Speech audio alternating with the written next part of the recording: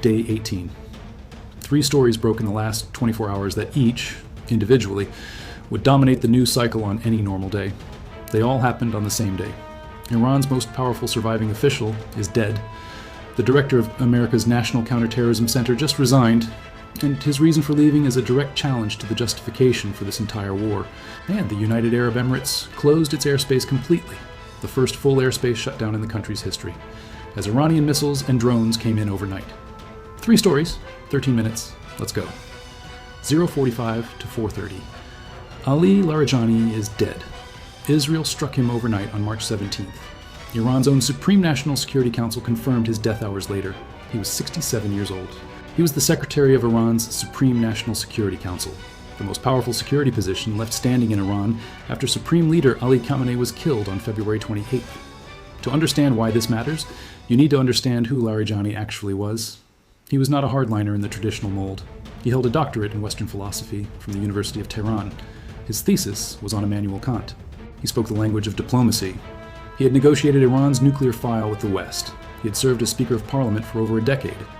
Inside Iran's political system, figures like Larijani are rare. He could operate simultaneously inside the security state and in external negotiation channels. He understood how to talk to Washington, even while Tehran was firing missiles at Washington's bases. When Khamenei was killed on day 1, Larijani stepped forward. On March 1st, 24 hours after Khamenei's death, he appeared on state television and announced he would head an interim committee to run the country. The man who was technically elected Supreme Leader, Mojtaba Khamenei, the late leader's son, has not appeared in public since his appointment on March 8th. No video, no audio. A single written statement read by a television presenter. In practice, Larijani was running Iran's day-to-day response to this war. He was the public face of Iranian defiance. He attended the Al-Quds Day rally on March 13th, walking through crowds in Tehran in the middle of active bombardment, an act of deliberate visibility in a war where most Iranian leaders have gone underground. He posted on social media the day before he died. He told Trump directly, "The Iranian people do not fear your empty threats. Beware lest you be the ones who disappear." 24 hours later, he was dead. The IDF called him the de facto leader of the Iranian regime. Defense Minister Israel Katz confirmed the killing. Netanyahu issued a statement saying the killing was part of an effort to give the Iranian people a path to overthrow their own government. Also killed in the same overnight strike, Gholam Reza Soleimani, the commander of the Basij paramilitary force. The Basij is the internal militia Iran uses to crush civilian protests. His deputy was killed alongside him. The IDF said the majority of Basij leadership was eliminated overnight. Iran confirmed both deaths. Now here is the analysis question that matters most right now. One expert put it this way: Larijani was one of the few people inside the Iranian system who could help manage not just how wars are fought, but how they end. He had the credibility inside the security state to shape military decisions. He had the diplomatic track record to engage externally when the time came. That combination, insider credibility plus external legitimacy, is extraordinarily rare in any government. It is especially rare in Iran's clerical system. He is gone now, and the question every analyst should be asking is, who in Iran's remaining leadership can play that role? Because wars do not end on the battlefield, they end in negotiations. And you need someone who can credibly represent both sides of that conversation. Larijani was that person. 4:30 to 8:30. The second story broke the same morning. Joe Kent, director of the United States National Counterterrorism Center, posted his resignation letter on social media. He is the first senior Trump administration official to resign over this war. And the reason he gave is not a policy disagreement about tactics or strategy. His reason goes to the foundation of why this war was started. His exact words, from the resignation letter posted publicly on his own account: "I cannot in good conscience support the ongoing war in Iran. Iran posed no imminent threat to our nation, and it is clear that we started this war due to pressure from Israel and its powerful American lobby." Let that sit for a moment. Joe Kent is not a Democrat. He is not a foreign policy critic from the opposition. He is a retired Army Green Beret who completed 11 combat deployments across the Middle East. He became a CIA paramilitary officer after leaving the military. He ran twice for Congress as a Trump-aligned Republican. He was confirmed by a Republican Senate to his intelligence position. He worked directly under Tulsi Gabbard, the Director of National Intelligence. He was Trump's man. And his resignation letter says Iran posed no imminent threat to the United States. This matters beyond the politics of one official leaving. The legal and constitutional basis for the president ordering military strikes without a congressional declaration of war rests on the claim of imminent threat. The administration has maintained throughout this conflict that Iran posed an imminent threat that justified immediate military action. The director of the National Counterterrorism Center, the official whose entire job was to assess exactly those kinds of threats, is now saying publicly and on the record that the imminent threat claim was not accurate. Trump's response was immediate. He told reporters Kent was a nice guy but very weak on security. He said it was a good thing Kent was out. A senior White House official told reporters they were shocked by the resignation and noted the rarity of a public resignation of this kind. 3 separate White House officials, speaking anonymously, gave 3 different explanations for why Kent left, ranging from him being a leaker who had been cut out of briefings to him being a crazed egomaniac who wanted to make a splash before getting fired. 3 different explanations from 3 different officials for the same resignation. That pattern should be familiar. One more number that matters here. The United States currently has no director of the National Counterterrorism Center. The country's top counterterrorism position is vacant, on day 18 of an active war in the Middle East. The third story is the one with the most immediate economic consequences. On the morning of March 17th, the UAE closed its airspace completely, not partially, not with restrictions, a full closure. The General Civil Aviation Authority described it as an exceptional precautionary measure to ensure the safety of flights and aircrews as Iranian missiles and drones came in. The closure lasted approximately 2 hours before authorities said the situation had stabilized and flights could resume. But here is the context that makes those 2 hours significant.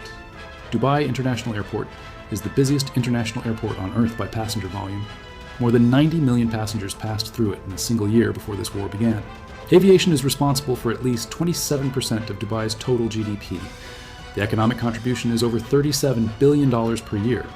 For every single hour that flights are grounded, the Dubai economy loses approximately $4.25 million. 2 hours of full closure cost Dubai's economy roughly $8.5 million, before accounting for cancellations, diversions, and the downstream costs to airlines and passengers. This was not the first strike on Dubai's aviation infrastructure. March 1st, debris from an Iranian drone crashed through the roof of Terminal 3. 4 people injured. Infrastructure damaged. March 7th, another drone exploded near Terminal 3. 4 more people injured. March 16th, the day before this closure, an Iranian drone struck a massive fuel storage tank on the outskirts of the airport. A fire broke out. Flights were suspended for hours before partially resuming. Some long-haul departures were forced to make unscheduled refueling stops at Dubai World Central Airport because the main fuel facility had been damaged. That was the 4th drone-related incident at Dubai International in 18 days. The full airspace closure on March 17th came 24 hours after that fuel tank strike. Emirates Airline, the world's largest long-haul carrier, is operating at roughly 60% of its pre-war flight volume. Etihad is at approximately 15%. Qatar Airways suspended most flights entirely. The airline announced limited services operating between March 18th and March 28th. British Airways extended its reduced Middle East schedule. Flights from Abu Dhabi, Amman, Bahrain, Doha, Dubai, and Tel Aviv are all affected. Oman Air suspended routes to 9 destinations: Dubai, Bahrain, Doha, Dammam, Kuwait, Baghdad, and 4 others, until March 31st. Fly Dubai services to Delhi, Karachi, Islamabad, and Dammam were cancelled or delayed. The European Union Aviation Safety Agency has issued a warning against operating at any altitude across the airspace of Iran, Iraq, Israel, Jordan, Lebanon, Bahrain, Kuwait, Qatar, the UAE, Oman, and Saudi Arabia. Every country, every altitude. Dubai's airport was built as the connective tissue of global aviation, the hub that links Europe to Asia, Africa to Australia, east to west. That connective tissue is being progressively cut by this conflict. And on day 18, the busiest international airport on Earth closed completely, even if only for 2 hours, twice, because of incoming Iranian fire. Here's the thread that connects today's 3 stories. Larijani's death removes the one Iranian official who had both the internal credibility and the external diplomatic experience to help end this war. Israel sees that as a strategic victory. Others see it as removing the last figure who could have shaped an off-ramp. Joe Kent's resignation puts on public record, from inside the Trump administration, that the intelligence community's top counterterrorism official did not believe Iran posed an imminent threat when this war was started. The UAE airspace closure demonstrates that on day 18, the world's busiest aviation hub is still being directly targeted and is still sustaining enough pressure that a full airspace shutdown became necessary. 3 data points from a single day. None of them suggest this war is in its final stages. Larijani will be replaced by someone. Nobody has confirmed who. The National Counterterrorism Center will get a new director. Nobody has named one. Dubai's airspace will stay open until the next strike closes it again. The Strait of Hormuz remains functionally closed to commercial shipping. Brent crude is above $100 per barrel. No ceasefire framework exists. 1245 to 1330. Day 18. Iran's most powerful surviving official, the man who was in practice running the country's day-to-day war strategy, is dead. America's top counterterrorism director, a Trump appointee, a combat veteran, a MAGA Republican, resigned and said publicly that Iran posed no imminent threat when this war was ordered. The UAE closed its airspace completely for the first time in its history. And tomorrow, there will be a day 19. Next video, we are going to go deep on what Larijani's death actually does to Iran's command structure. Who is left? Who might replace him? And whether removing the one man who knew how to negotiate makes this war harder or easier to end. That is the question nobody is asking loudly enough today. I will see you there.